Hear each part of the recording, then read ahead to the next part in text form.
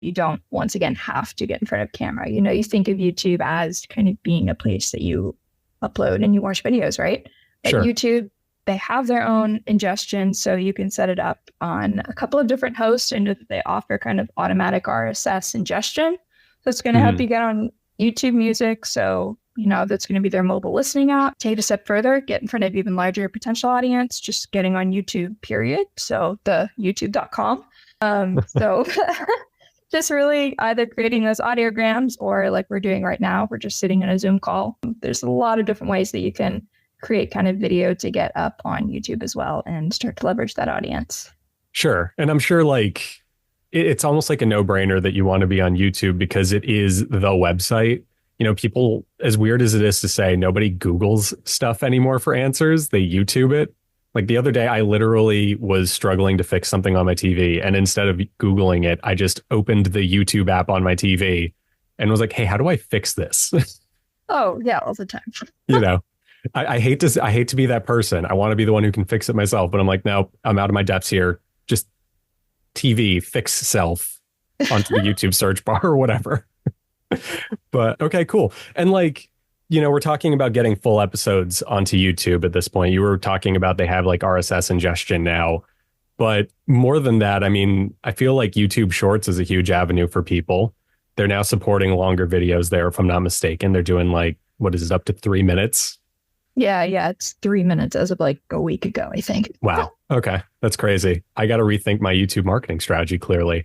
But I'm sure podcast clips on YouTube Shorts, the same exact way you would post on TikTok, Instagram Reels, that's got to be like a huge thing now. Yeah, absolutely. I mean, there's a lot of data showing that especially Gen Z is trending towards getting on social media and YouTube and going directly to the short form content platform. So think about TikTok or YouTube Shorts, people are typing in those like how to fix TV questions in those algorithms right then and there. So Obviously, if you're trying to target younger audiences, YouTube Shorts, super powerful platform for that. Just kind of zooming out a little bit and just thinking more macro about clips, that is going to just be a really easy win for a lot of podcasters, professional marketers. We see 95% of marketers in a lot of different polls and studies have really said that they're investing a lot more in creating that short form content and getting up on social media and YouTube Shorts. And then also kind of looking at the data of how well those posts are performing. You're seeing typically at least a 10x engagement when compared to their static and text-based counterpoints. That's going to be like uploading a picture or sending out a tweet or something or whatever, an X. I don't know what that action's called anymore, but you know what I mean. Blue Sky, right? Yeah. A thread, yeah. But no, that totally makes sense to me. I mean, look, I'm an avid reader. I'm a data nerd. I get it. I like a nice infographic. But if you realistically want to reach your audience, just do it as a video. You can still have your super pretty graph there. And I specifically will comment on it saying, thank you for the super pretty graph there. But just having a quick video where you're like, hey, we're talking about X, Y, and Z. This is what's going on. Here's the stat, 10 times faster than reading it. And you still can have like great retention on that through something we'll talk about in a second, I'm sure, transcription. It just makes more sense. And especially because you're a podcaster, you've already spoken about this. Why are you going to take the time to make that infographic or talk about something in text at length when you can just splice that clip and run it? To be that guy, the analogy I used to say when I'd like explain what an audiogram is to like friends and family, because they'd be like, what do you do? And I'd be like, oh boy. So this is what I do. Well, the way I'd explain it to them is all of us have like a background in music. And I'd say the podcast is an album. It's 9 songs. It's 45 minutes. The audiogram is the single. It is a part of that album that's much shorter and to the point. So that makes sense to me. Just post your clips on social media. Sure. Yeah. And then taking it even a step further, you have your clips, right? You're making it. Another thing that you can really do to enhance those clips and really, really kind of boost that engagement and discovery is going to be to caption them and to also thinking, so we've got clips, adding captions, and then also thinking more long form, actually transcribing your content. So thinking if you do have those clips, I think it's TikTok, they do allow for you to upload your own transcription files. That's not true for all social media platforms, but the ones that do allow it, definitely transcribing those clips. Or if you're using like a transcript-based editor, you have that transcript, right? You can just download it really quickly from there. But anyways, so adding a transcript and captioning those videos, whatever length they are, that's actually going to, once again, kind of increase that retention and that engagement. So it's actually proven that 92% of people that are watching on their phones are actually going to finish a video all the way through if it has captions on it. So wow. There's a lot of reasons for that. One, they're engaging, they're a lot prettier. So especially if you see animated captions, a lot of times you see words like jumping out on the screen at you. So that naturally is going to grab your eye. But also a lot of people just are listening to videos without sound. So they're scrolling on TikTok without sound, maybe in places and times they shouldn't be. But regardless, having the captions is going to allow them. Name examples, please. I've never done it in a meeting. I've never done that. Not once. I have. No. I can be real. Well, good for you for being honest. Thank you. But yeah, so people, they're just passively scrolling. It is, an established behavior at this point. So by adding those captions, you're going to kind of set your clips or your long form videos up for success in the long run as well.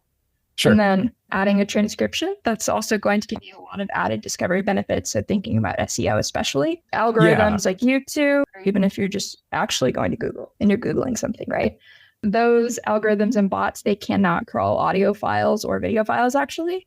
So they start to look at the metadata that's attached to it. So if you have a transcript attached to that file, now they have this, 45-minute of spoken word that's written down. So now I can start to say, oh, we're looking for those keywords. Okay, this person said podcast 127 times. Maybe if somebody's Googling podcast marketing or something like that, we're going to start pushing this content a little bit more to it. So just by adding those transcripts, you're adding a very powerful piece of metadata that can really kind of help, and especially in the long term, really help kind of boost that SEO and discoverability. That makes sense to me. I mean, I used to, before I joined Headliner, I was a freelance video editor. I worked with like YouTube channels and stuff like that. And I always kind of overheard people talking about like the meta you want to put in if you're making a video essay or a vlog or something is if it's scripted in any way, go on YouTube and paste the entire script into their subtitle editor because it's just going to index it. And yeah, I mean, that doesn't shock me at all. TikTok, they even have like automatic transcription to help index stuff. But if you can get that better transcript with more accuracy in it, even better. And if you can burn the transcript into the video like we offer on Headliner itself, that's like the best thing you can do because you're going to encourage people to sight read, which is just engagement editing 101. That's like, what's his name? Mr. Beast editing, where he puts like the words on the screen all the time. And it's like, okay, it's there. You're reading it. You're actually getting more like information out of it. You're more likely to retain that information. So you're actually helping the viewer too. You're giving them just more bang for their buck and you're actually kind of respecting their time a little bit because they won't have to rewatch the video to remember the stat now.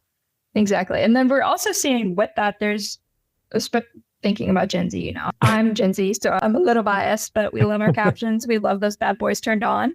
So it can even cater to kind of your user preferences. So if you are looking at younger audiences or just people of the hearing impaired community, English as a second language or whatever the non-native speaker would be in that case, just adding the captions really does, help them to actually want to watch your video because that is typically a preference of them. So whether it's just their actual bias of wanting to have them or, hey, having them really does help them to kind of enjoy your video a lot better, that's going to also kind of help with that retention just because they're like, oh, I like this and the creator did this for me. That kind of helps to create that connection right then and there as well.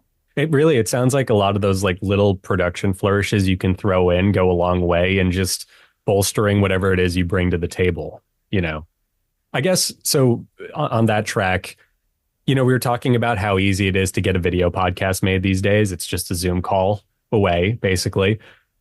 Do you have anything you can say to like listeners or podcasters about production quality? Like, are they I guess like what I'm trying to say is, should they be concerned if they are just going with like a Zoom call on YouTube, you know?